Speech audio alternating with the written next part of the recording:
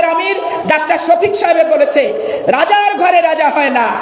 আপনার সাথে আমি একমত যে রাজার পেটে রাজা হয় না, রাজার জন্ম থেকে কেউ হয়ে আসে না।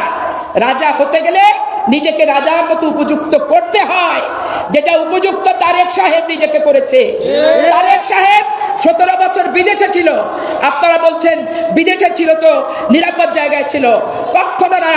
তারেক রহমানকে জোর করে বাধ্যতামূলকভাবে ভারতীয় আধিপত্যবাদ আর পাশ্চাত্যের আধিপত্যবাদ জোর করে তাকে নির্বাসনে পাঠিয়েছিল। শুধু উনাকে না, উনার ছোট ভাইকে পর্যন্ত পাঠিয়েছে। ছোট ভাইটা তার জীবদ্দশায় মায়ের কাছে জীবন নিয়ে ফিরে আসতে পারেনি, লাশ হয়ে ফিরে এসেছে। আর একজন ফিরে আসলো, মা নিজেই লাশ হয়ে গেল।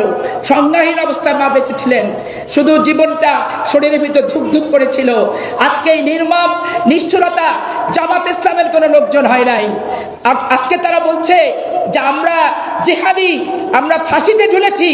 পাকিস্তানকে ভালোবাসার জন্য আওয়ামী লীগের ত্রুটিপূর্ণ বিচার ব্যবস্থা আপনাদেরকে ফাঁসিতে ঝুলিয়েছে, কিন্তু আপনারা পাকিস্তান প্রেমিক ছিলেন না, এইটা কখনোই কিন্তু বলতে পারবেন না। ফেসবুকে দেখে মা বোনেরা বিভ্রান্ত হবেন না।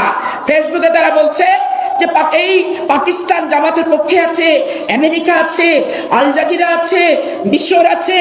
আপনারা সবাই বলবেন যে মিশর কি ব্যালটে ভোট পাঠাবে, না আল জাজিরা ব্যালটে জামাতকে ভোট দিবে, না আমেরিকার অধিবাসীরা বাংলাদেশ এসে জামাতকে ভোট দিবে?